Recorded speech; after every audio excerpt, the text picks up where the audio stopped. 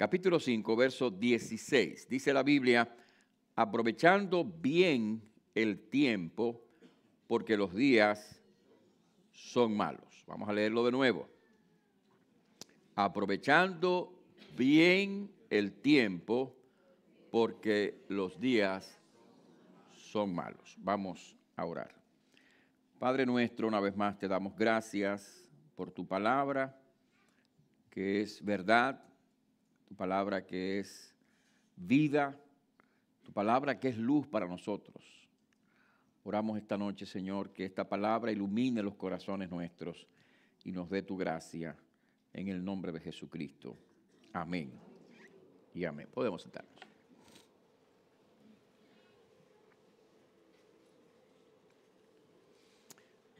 En el Nuevo Testamento, en el idioma original en que se escribió el Nuevo Testamento, hay varias palabras que pueden ser traducidas y que de hecho son traducidas con el término tiempo. Pero por lo menos hay dos de esas palabras que se destacan y probablemente que se emplean con mayor frecuencia en el Nuevo Testamento, en las cartas de Pablo y en los evangelios. Son una, la palabra cronos, y otra, la palabra kairos. La palabra cronos se refiere más que nada a el tiempo en términos de la sucesión de días, de meses, de años. De hecho, hay palabras en nuestro idioma castellano que vienen de esa palabra cronos, cuando hablamos, por ejemplo, de cronología o de una narración cronológica. Estamos hablando de una narración que se da en un orden temporal, o sea, en el orden sucesivo del tiempo. Un autor ha definido o ha dicho que, hablando en términos generales, dice él, la palabra cronos expresa la duración de un periodo, marca la cantidad, digámoslo de esa manera, de tiempo. Y ese mismo autor dice que la palabra kairos más bien habla de tiempo oportuno, o no tanto de cantidad, sino de calidad. La palabra cronos habla de tiempo en términos de cantidad. La palabra kairos habla de tiempo en términos de oportunidad. Hay versículos que usan las dos palabras en ellas, ¿no? Por ejemplo, en el capítulo 1 del libro de los Hechos, cuando los discípulos le preguntan al Señor que si va a restaurar el reino a Israel en ese momento, el Señor le contesta: no les toca a ustedes saber, permítame usar las palabras originales, los cronos o saber los kairos. Es decir, no les toca a ustedes saber cuál es la cronología que en el programa de su tiempo Dios tiene para con nosotros, ni tampoco les toca a ustedes saber cuáles son las oportunidades que Dios ha fijado. Así que en este pasaje, mis hermanos, cuando el escritor sagrado escribe, utiliza el término kairos. Así que este pasaje puede ser perfectamente y debe ser perfectamente traducido como aprovechando la oportunidad. Aprovechando la oportunidad. Esta noche estamos terminando un año, estamos finalizando dentro de una hora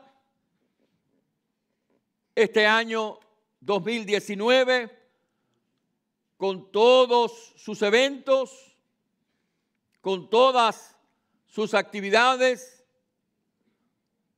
Estaba viendo una breve entrevista, como siempre hay, ¿no?, entrevistas en televisión, y el comentarista estaba diciendo, este año ha pasado sumamente rápido. Y decía, ojalá que este año que viene no pase tan rápido, ¿no? Bueno, la verdad es que el año pasado estábamos aquí para adorar al Señor en el año 2018, recibiendo el 2019, y ahora estamos en el año 19 para recibir el 20. El tiempo ha transcurrido velozmente. Estamos aquí adorando al Señor y estamos aquí finalizando este año y estamos aquí comenzando un año nuevo. Y por eso, mis hermanos, al comenzar este año nuevo y al terminar este año, creo que debemos hacer caso y echar mano de las palabras de este escritor que dicen, aprovechando bien el tiempo, aprovechemos la oportunidad. Este año, al final del año, algunos pueden tener una actitud de indiferencia, no importa el paso de un día para el otro, de un año para el otro. Algunos pueden tener una actitud de temor y de ansiedad y de preocupación para con el próximo año. De todas maneras, como creyentes nosotros debemos pensar en términos de una oportunidad. Este nuevo año nos plantea a nosotros lo que dice el pasaje, una oportunidad. Una oportunidad, ¿para qué? Bueno, mis hermanos, el final de este año y el comienzo del nuevo año nos provee una oportunidad, primero para que nosotros nos examinemos a nosotros mismos. Mucha gente le tiene temor al examen personal. Yo creo que hay dos extremos que tenemos que evitar. Hay personas que son demasiado introspectivos y viven examinando cada paso y cada segundo que están haciendo para averiguar si Dios está contento o está bravo. Tenemos que evitar ese extremo, el extremo de esa introspección excesiva que mucha gente tiene en su corazón, en su mente. Preocupados, cargados continuamente por lo que está bien o está mal. Preocupados si están haciendo o no la voluntad de Dios y viven examinando cada motivo y cada pensamiento de sus almas continuamente. Tal vez esta es una actitud más que nada morbosa, insana, que conviene desechar. Pero al mismo tiempo está el otro extremo de aquellas personas que nunca tienen la ocasión de examinar sus corazones delante de Dios. Probablemente, aunque no lo sepan de forma consciente, probablemente tienen temor de lo que van a encontrar adentro. Porque la verdad es que la Biblia dice que de dentro de nuestros corazones es de donde salen los malos pensamientos, los malos deseos. Y aun cuando nosotros somos creyentes, todavía esa fuente no ha cesado de manar. Entonces hay personas que tristemente nunca tienen la ocasión de detenerse en el camino de sus vidas para examinar sus corazones delante de Dios. Viven deprisa, viven a toda velocidad, Viven tan deprisa que parecería que quieren silenciar sus mentes y sus corazones y sus conciencias para no dar oportunidad a que la luz del examen personal penetre sus corazones. Mis hermanos, el finalizar este año y el comenzar un año nuevo es una buena oportunidad para que nosotros nos examinemos. En el Salmo 139, el salmista, admirado por la obra de Dios, por el conocimiento del Señor, por ese conocimiento que Dios tiene de nosotros, dice al final del Salmo 23 y 24, examíname, oh Dios, y conoce mi corazón, pruébame y conoce mis pensamientos, y ve si hay en mí camino de perversidad, y guíame en el camino eterno. El propio salmista anhelaba que Dios le examinara para que él pudiera entender un poco mejor de sí mismo. Y debe ser esa nuestra oración. Debe ser nuestra oración, examíname, oh Dios, pero también debe ser nuestra oración, Señor, ayúdame a examinarme a la luz de tu palabra. El apóstol San Pablo escribe en la segunda carta a los Corintios, al final de esta carta importante del Nuevo Testamento, Pablo dice algo muy importante, mis hermanos. Dice el apóstol, 2 de Corintios 13, versículo 5, dice el apóstol, examinaos a vosotros mismos si estáis en la fe. Probaos a vosotros mismos que Jesucristo está en vosotros, a menos que estéis reprobados. Otra traducción de la Biblia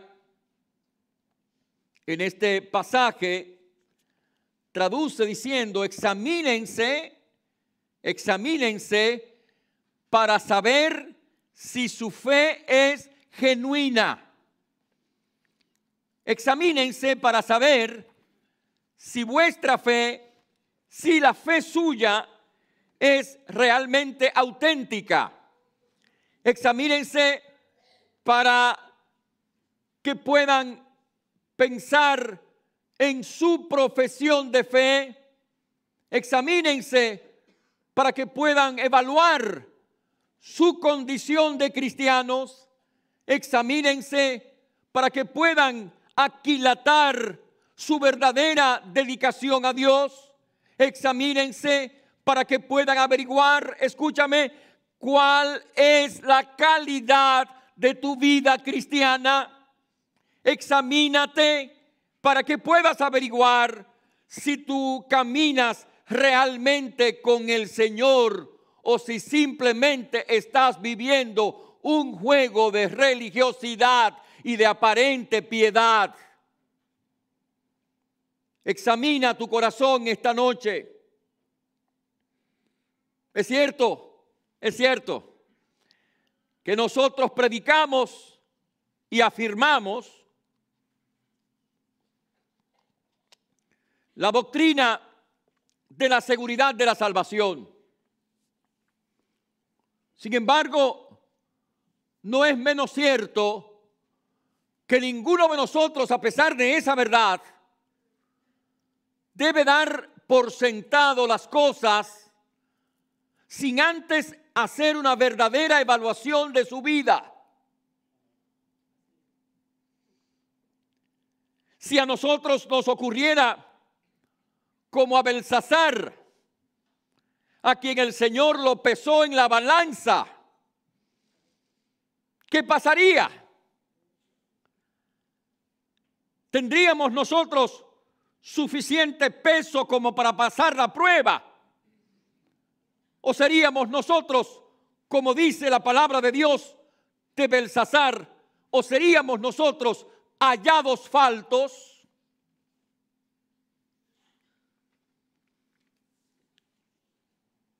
La palabra nos manda, nos exhorta a examinar nuestros corazones delante de Dios. Y creo que el finalizar este año y el hacer como dice el profeta Jeremías, mirar hacia atrás en este año, nos permite pensar qué es lo que ha sido de nuestra vida cristiana, qué es lo que hemos sido nosotros, cómo hemos sido nosotros. Examinemos nuestro corazón para ver si nuestra fe es genuina, si nuestra vida, escucha, si nuestra vida cristiana es auténtica, si nuestra experiencia o lo que llamamos nuestra experiencia cristiana es verdadera. Examinémonos, examínate. Es una buena oportunidad, es una buena ocasión. Aprovechemos esta oportunidad, aprovechemos esta ocasión para examinar nuestros corazones y nuestras vidas delante del Señor. Pero además, mis hermanos, y regresamos a Efesios 5, 16, debemos aprovechar el tiempo oportuno, debemos aprovechar la oportunidad, no solamente para examinar nuestros corazones, evaluar nuestra condición de creyentes, sino que al mismo tiempo para hacer lo que hemos hecho esta noche, para darle gracias a Dios. En este mismo pasaje, mire conmigo por favor, el capítulo 5, el verso número 20, en este mismo pasaje, dice la Biblia, dando siempre gracias por todo al Dios y Padre en el nombre de nuestro Señor Jesucristo. Es decir, este pasaje mismo, en el que el escritor sagrado nos está animando para que vivamos sabiamente, para que aprovechemos la oportunidad, para que no nos embriaguemos con vino, dice la Biblia, versículo 18, sino que nos llenemos del Espíritu Santo, que cantemos al Señor. Dice además que demos siempre gracias a Dios por todo. Filipenses, Tesalonicenses, capítulo 5, versículo 18, dice la Biblia, dad gracias en todo, porque esta es la voluntad de Dios para con vosotros en Cristo Jesús. Es decir, todo el Nuevo Testamento abunda en exhortaciones para que el creyente agradezca a Dios.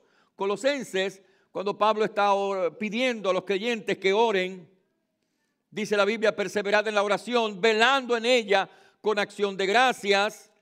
Cuando Pablo está exhortando a los creyentes a orar y a no preocuparse, dice, por nada estéis afanosos, sino sean conocidas vuestras peticiones delante de Dios en toda oración y ruego con acción de gracias.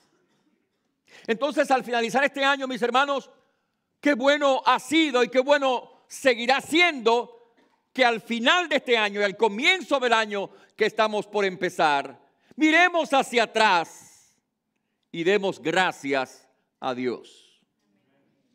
Demos gracias a Dios por todas sus bendiciones, por todas las expresiones de su gracia. A mí me gusta muchísimo el salmo que leyó hace un momento Johnny, el Salmo 103. Y me gusta tanto lo que dice el versículo 2, porque este es un salmo de acción de gracias, es un salmo de adoración, es un salmo de alabanza. Y el salmista dice: bendice, alma mía, a Jehová, y no olvides ninguno de sus beneficios. Porque muchas veces eso es lo que hacemos, ¿verdad? Muchas veces lo que hacemos es olvidarnos de sus beneficios. Muchas veces lo que hacemos es atribuir a nuestra pericia, a nuestra experiencia, a nuestro conocimiento, lo que hacemos o lo que tenemos. O tal vez damos por sentado, vivimos tan rápidamente la vida que tal vez damos por sentado las cosas que vienen a nuestra existencia y se nos olvida darle gracias a Dios. Se nos olvida lo que dice la Biblia en Santiago, capítulo 1. En ese lugar dice la Biblia: toda buena dádiva y todo don perfecto viene de lo alto, del Padre de las luces. Él es la fuente, mis hermanos, escúchame, Él es la fuente de todo bien. Él es la fuente de todas las cosas buenas que pasan en nuestra vida. Él es la fuente de todos los dones, grandes y pequeños. Él es la fuente de todas las bendiciones, de todos los favores, de todas las cosas que recibimos con beneplácito. Él es la fuente de todas esas cosas. Así que no lo olvidemos.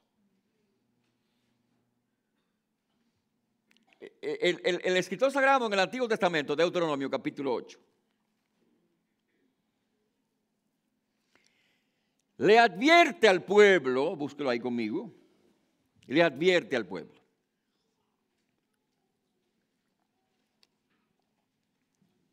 Y le dice, escucha lo que dice. Escucha lo que dice, porque estaba leyendo, permítanme un pequeño desvío. Estaba leyendo un autor y debía haber traído el libro, yo creo. Estaba leyendo un autor tremendo, hombre de Dios. Tristemente, pocas obras de él están traducidas al español. Él se llama Abraham Kuyper. Abraham Kuyper fue un teólogo, fue un pastor, pero también fue un estadista. Fue primer ministro de Holanda. Fue un gran intelectual, un gran político, un gran estadista, un hombre extraordinario. Y él tiene un libro, hay un libro de unas conferencias que él dio en el año 1898 en Princeton. Y yo estaba leyendo el libro, digo, pero ven acá, este hombre escribió esto hace 100 años y tantos. Y parecería que él estuviera mirando lo que está pasando en el día de hoy. Porque lo que él dice es que a menudo, en la medida en que vamos progresando y en la medida en que nosotros vamos acomodándonos más, lo que ocurre muchas veces es que nuestra propia vida espiritual y nuestra propia devoción va deteriorándose. En resumen, eso es lo que dice en ese capítulo que estoy leyendo. Y lo que dice aquí el pasaje es justamente, Deuteronomio capítulo 8, que algo así puede ocurrir en nuestras vidas. En Deuteronomio capítulo 8 dice la Biblia, verso 11, cuídate de no olvidarte de Jehová tu Dios, para cumplir sus mandamientos, sus decretos y sus estatutos que yo te ordeno hoy. No suceda que comas y te sacies y edifiques buenas casas en que habites, y tus vacas y tus ovejas se aumenten, y la plata y el oro se multipliquen, y todo lo que tuvieres se aumente, y se enorgullezca tu corazón, y te olvides de Jehová tu Dios, que te sacó de la tierra de Egipto y te hizo caminar por un desierto grande y espantoso y digas, versículo 17, mi poder y la fuerza de mi mano me han traído esta riqueza, sino acuérdate de Jehová tu Dios, porque Él te da poder para hacer tus riquezas, a fin de confirmar su pacto que juró a tus padres, como en este día. No te olvides, le dice la palabra de Dios al creyente, no te olvides. Y le dice Dios a Israel, cuando tú entres a Israel y edifiques casas y edifiques ciudades y hagas todo esto que vas a hacer y que efectivamente hicieron, no te olvides de agradecer, no te olvides de que es Dios quien te está dando esta bendición, este privilegio. Así que en esta noche, mis hermanos, no nos olvidemos de por quién estamos nosotros acá. No nos olvidemos de por quién usted ha llegado hasta aquí en su vida. No se olvide a quién usted le debe todos esos favores durante este año, porque se los debe a Dios. Él es la fuente de nuestras bendiciones.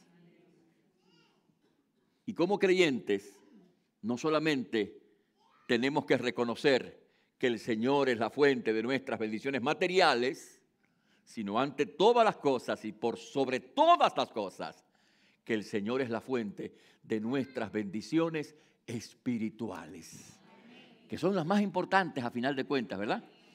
Porque podemos vivir en una casita pequeñita, en un apartamentico, en una habitación, donde sea, pero donde está el Señor Jesucristo, en el corazón donde está Jesucristo, hay gozo, hay paz, hay alegría, hay felicidad, porque Cristo es la verdadera vida. Y por eso también hay que dar gracias. Por eso el apóstol Pablo, en ese gran capítulo de su libro, Efesios, en ese gran capítulo de esa gran carta, Efesios, capítulo 1, parecería que no puede terminar. Cuando Pablo comienza a darle gracias a Dios, en el capítulo 1 de Efesios, el verso 3 en adelante, parecería que Pablo no puede terminar, porque fíjense ustedes que la oración que Pablo comienza en el versículo 3, la termina en el versículo 10. Y eso no solamente en la versión en español, también en la versión original. Es decir, Pablo empezó a hablar y empezó a enumerar las bendiciones de Dios y no podía terminar. Bendito el Dios, dice el apóstol. Bendito el Dios y Padre del Señor Jesucristo, que nos bendijo con toda bendición espiritual en los lugares celestiales en Cristo. Y empieza a enumerar todas las bendiciones. Él nos escogió, Él nos predestinó, Él quiso que seamos sus hijos, Él nos perdonó los pecados, Él nos redimió, Él nos ha dado una herencia, Él nos ha dado el Espíritu Santo. O sea, Pablo no termina de enumerar cuántas bendiciones Dios nos ha dado. No tanto o no solo en lo material. Pablo estaba allí preso en una cárcel y desde esa cárcel bendecía y alababa a Dios porque Dios le había dado lo más importante, que es la gracia, la salvación y la vida eterna y abundante. Y por eso usted tiene que darle gracias a Dios, mi hermano, porque eso es lo más importante, ¿verdad? He oído testimonios de hermanos que han dicho, bueno, yo vine a este país para poder resolver situaciones, para poder hacer algún dinero, pero lo más importante que me ha pasado es que conocí a Jesucristo en este país. Y es verdad, Jesucristo es nuestra salvación, Jesucristo es nuestra ancla, Jesucristo es nuestro poder, nuestra vida, nuestro pan, nuestro gozo es Jesucristo. Por eso esta noche usted debe darle gracias a Dios y decir con Pablo, bendito el Dios y Padre que nos ha bendecido con toda bendición espiritual. Aprovechemos esta noche para darle gracias a Dios, para darle gracias a Dios. Pero mis hermanos, debemos aprovechar la oportunidad, no solamente para evaluar nuestras vidas y pesar y sopesar nuestros caminos. No solamente debemos aprovechar la oportunidad para darle gracias a Dios, como hemos hecho esta noche y como debemos continuar haciendo a lo largo de este día que viene, a lo largo de cada día de este año, sino que también debemos de darle gracias al Señor para corregir nuestros pasos, para corregir nuestros pasos. No solamente evaluar y examinar nuestros corazones, sino también tenemos la oportunidad de examinar y corregir nuestros pasos. Todos nosotros conocemos muy bien la historia de la edificación del templo de Jerusalén, el templo que Dios le prohibió a David edificar, pero que le permitió a Salomón construir. Aquel fue un templo extraordinario, hermoso, de acuerdo con las instrucciones que Dios había dado, y la oportunidad para dedicar ese templo fue una ocasión no solamente solemne, sino gozosa. El pueblo, la comunidad completa de Israel se volcó en adoración, en gozo, en alegría. Y entonces la Biblia presenta en el capítulo 6 la oración de Salomón de dedicación de este templo.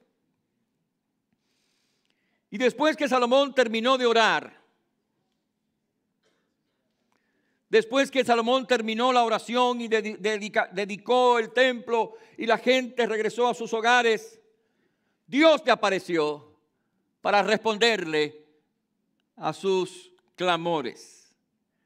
Y Dios le dijo en el versículo 12 de segundo de Crónicas capítulo 7, yo he oído tu oración y he elegido este lugar como casa de sacrificio.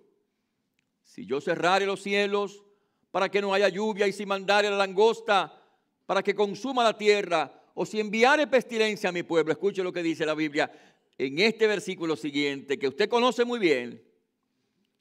Si se humillare mi pueblo, sobre el cual mi nombre es invocado, y oraren y buscaren mi rostro, y se convirtieren de sus malos caminos, entonces yo oiré desde los cielos y perdonaré sus pecados y sanaré su tierra.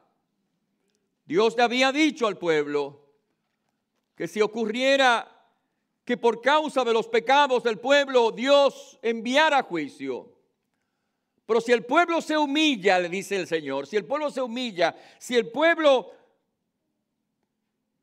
busca mi rostro, si el pueblo clama y ora, si el pueblo se convierte de sus malos caminos, entonces yo oiré desde los cielos. Y mis hermanos, en esta oportunidad que Dios nos da la ocasión de examinar nuestros corazones y evaluar nuestras vidas, al pensar en el año, seguramente usted y yo podemos descubrir áreas en nuestra vida que necesitan ser corregidas. Quizás usted puede, al examinar su vida, encontrar actitudes que no le agradan a Dios. Tal vez usted puede encontrar hábitos que todavía no han sido vencidos. Quizás usted pueda encontrar en su corazón situaciones que todavía están presentes. Tal vez al examinar su corazón usted puede ver conductas en su vida que no le agradan a Dios. Tal vez son aquellas cosas que nadie más puede ver, pero que Dios está viendo.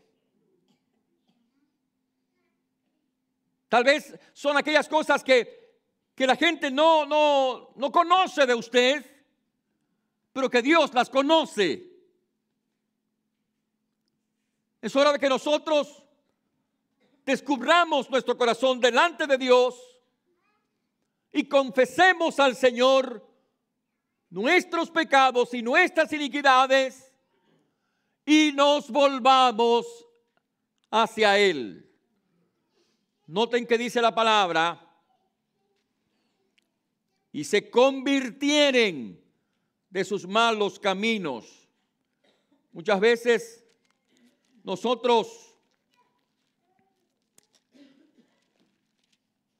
enfocamos el término convertirse solamente atribuyéndolo a aquellas personas que todavía no conocen a Jesucristo, pero hay de alguna manera un llamado a los creyentes, a la iglesia, a los hermanos, para que se conviertan, porque la palabra convertirse lo que significa es dar media vuelta.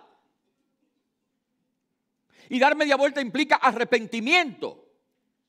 Y dar media vuelta significa o implica reconocimiento de nuestras propias iniquidades. Porque ¿quién de nosotros no tiene fallas que debe corregir? ¿Quién de nosotros? ¿Quién de nosotros, escúchame, no tiene pecados delante de Dios que debe confesar? ¿Quién de nosotros no tiene aquellas cosas que necesita abandonar delante de Dios y dejarlas a un lado? ¿Quién de nosotros? El profeta Joel le escribe al pueblo de Dios, al pueblo de Israel. Y le dice, escucha lo que dice Joel, o lo que dice el Señor a través del profeta Joel, capítulo 2, versos 12 y 13 del libro de Joel. Por eso, pues, ahora dice Jehová, convertíos a mí con todo vuestro corazón, con ayuno y lloro y lamento. Rasgad vuestro corazón y no vuestros vestidos. Convertíos a Jehová vuestro Dios, porque misericordioso y clemente, tardo para la ira y grande en misericordia, y que se duele del castigo.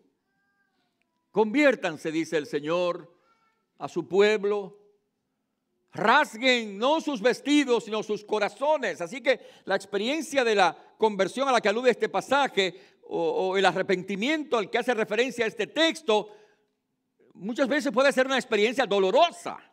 Rasga tu corazón, no tu vestido, tu corazón. Recuerden que muchas veces los israelitas tenían como expresión de dolor el rasgar sus vestiduras.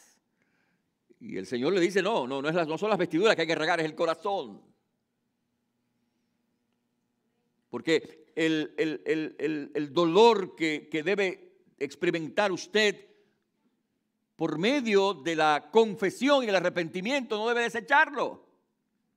Porque ese dolor le va a conducir al perdón y al alivio.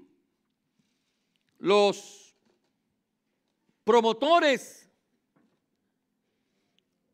de la motivación, del pensamiento motivacional, a menudo le dicen a la gente, oye, olvídate de tus faltas, perdónate a ti mismo. Y fíjese una cosa, sí, yo creo que sí, que hay que perdonarse. Pero yo creo que primero, antes de perdonarnos, tenemos que confesarnos delante de Dios. Es decir, sí, está bien, no podemos vivir toda la vida con una culpa a cuestas y con un dolor permanente de nuestras propias iniquidades y nuestros propios problemas. No, hay que salir de eso. Pero primero, antes de salir de eso, hay que mirarlos de frente, hay que encararse con esos problemas y con esas situaciones y con esos pecados. Hay que mirarlos de frente. Hay que confesarlos y hay que estar dispuestos a abandonarlos. Y entonces vendrá el proceso del perdón. Que si confesamos, dice la Biblia, que si confesamos nuestros pecados, Él es fiel y justo para perdonar nuestros pecados y limpiarnos de toda maldad. Pero si decimos, dice la misma Biblia, si decimos, y claro, no lo decimos con la boca, pero con las actitudes. Hay quienes lo dicen no con la boca, sino con las actitudes. Si decimos que no tenemos pecado, nos engañamos y le hacemos a Dios mentiroso. Sí podemos ser perdonados, hermanos. Esta noche usted puede ser perdonado, que no quede nada pendiente, pero es preciso que usted confiese a Dios. Es preciso que usted se arrepiente delante de Dios. Es preciso que usted abra su corazón al Señor y esté dispuesto a abandonar esos caminos para empezar en una nueva senda delante de Dios. Dios te perdona si tú te humillas y si tú confiesas y si tú pides gracia. Santiago, el escritor sagrado, en su libro llama a los creyentes. Usted puede verlo conmigo. En la carta de Santiago.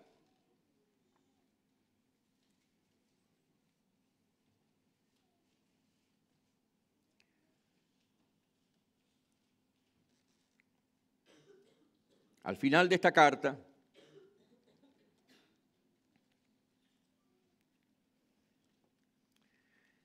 allí en el capítulo 4, dice la Biblia, acercaos a Dios y Él se acercará a vosotros. Pecadores, limpiad las manos y vosotros los de doble ánimo, purificad vuestros corazones. Afligíos y lamentad, llorad, vuestra risa se convierta en lloro y vuestro gozo en tristeza. Humillaos delante del Señor y Él os exaltará. Si tú te humillas delante de Dios, si tú te bajas, si tú te doblegas, si doblegas ese orgullo de tu corazón delante de Dios, Dios te va a perdonar, te va a renovar y te va a levantar. Porque Él os exaltará, dice la palabra. Estemos dispuestos esta noche a volvernos de nuestros caminos y buscar la gracia y la presencia de Dios. Aprovechemos la oportunidad para examinarnos a nosotros mismos. Aprovechemos la oportunidad para agradecer a Dios por sus bendiciones. Aprovechemos la oportunidad para corregir nuestros caminos. Pero aprovechemos la oportunidad también para hacer decisiones firmes delante de Dios para este nuevo año. Porque, mis hermanos, a final de cuentas, el arrepentimiento se demuestra por el cambio. El arrepentimiento y la disposición de cambiar en nuestras vidas se demuestra por las decisiones que nosotros tomamos. Es decir, no podemos quedarnos solamente en propósitos hermosos. Tenemos que ir más allá de nuestros propósitos. Recuerden lo que el Señor dice en el libro de Jueces. Cuando Débora convoca a los soldados de Israel para pelear contra Sísara, dice la Biblia, usted puede buscarlo allí, que entre las tribus de Rubén hubo grandes propósitos del corazón. Y dice incluso, hubo grandes resoluciones. Pero se quedaron en resoluciones nada más. No hicieron más nada. Entonces no basta con que tengamos grandes resoluciones ni que tengamos grandes propósitos. Necesitamos un cambio, mis hermanos, de dirección y de conducta. Y para eso hay que tomar decisiones que estén de acuerdo con la voluntad de Dios. Noten lo que dice la palabra. Noten que en el libro de Jeremías, en ese texto que citamos hace un momento, en ese llamado que hace el profeta Jeremías al pueblo, Usted puede verlo conmigo en la Escritura. En el verso 16, el profeta dice: paraos en los caminos y mirad, y preguntad, atención, y preguntad por las sendas antiguas, cuál sea el buen camino, y andad por él. Es decir, no solamente pregunten cuál es el camino bueno, no solamente averigüen qué es lo que hay que hacer, vayan en esa dirección. Cuando Juan el Bautista predica el bautismo de arrepentimiento, le dice al pueblo: hagan frutos dignos de arrepentimiento. La gente entendió bien. Y fue donde Juan el Bautista le preguntaron: ¿qué es lo que hay que hacer? El que tiene 2 túnicas, dele una a su hermano. Y vienen los soldados: ¿y qué es lo que tenemos que hacer nosotros? Ustedes que extorsionan a la gente amenazándolos, dejen de amenazar a la gente y dejen de extorsionar a la gente y confórmense con su salario. Y los publicanos vinieron: ¿y nosotros qué tenemos que hacer? Ustedes no cobren más impuestos de lo que tienen que cobrar. En otras palabras, mis hermanos, el arrepentimiento y la humillación delante de Dios se demuestran por las decisiones que tomamos. Necesitamos, mis hermanos, recordar que el Evangelio y la salvación son gratis, pero no son baratas. Dios no ha abaratado su oferta. Costó la sangre de Jesucristo y cuesta que nosotros tomemos la cruz y sigamos al Señor todos los días, dice la palabra. Y eso significa que usted y yo tenemos que tomar decisiones cada día en armonía con la voluntad de Dios. Y que tenemos que romper con cosas que tenemos que romper, que podían agradarnos, pero que necesitan ser dejadas a un lado, y que tenemos que abrazar aquellas cosas que Dios quiere que abracemos, aquellas metas y aquellos propósitos, y que tenemos que dejar a un lado relaciones que pueden ser dañinas a nuestra vida o perjudiciales a nuestro corazón, para enfocarnos en hacer todos los días lo que Dios quiere, y que tenemos que alimentar nuestro corazón de Jesucristo. Jesús dice que el árbol se conoce por su fruto. Y lo que quiere decir Jesús es que tenemos que demostrar lo que somos. No solamente decirlo, sino demostrarlo. Y cuando cuando Pablo dice que el fruto del Espíritu es gozo, paz, amor, le está diciendo la misma cosa. La vida en el Espíritu se demuestra no por lo que decimos ni por otra cosa, sino por lo que pasa con nosotros. Amor, gozo, paz, benignidad, bondad, dominio propio, etc. Decisiones, hermanos. En este nuevo año hay decisiones que tomar. Hay determinaciones que hacer. Hay entrega del corazón que dar. Una última cosa, mis hermanos, porque terminamos esta noche, en estos próximos minutos. Aprovechemos el tiempo para encomendar al Señor nuestro camino. Mi versículo, o uno de mis versículos favoritos, es Salmo 37:5. Encomienda a Jehová tu camino y confía en Él y Él hará. Escúchame, hermano, esas decisiones que tienes que tomar, encomiéndalas al Señor, pero confía en Él. Confía que Él te va a dar el poder y la gracia para hacer lo que tienes que hacer. Confía que Él te va a dar la ayuda necesaria para que tú puedas hacer lo que tienes que hacer. Y Dios te dará esa gracia. Dice la Biblia, dice la palabra: si crees, verás la gloria de Dios.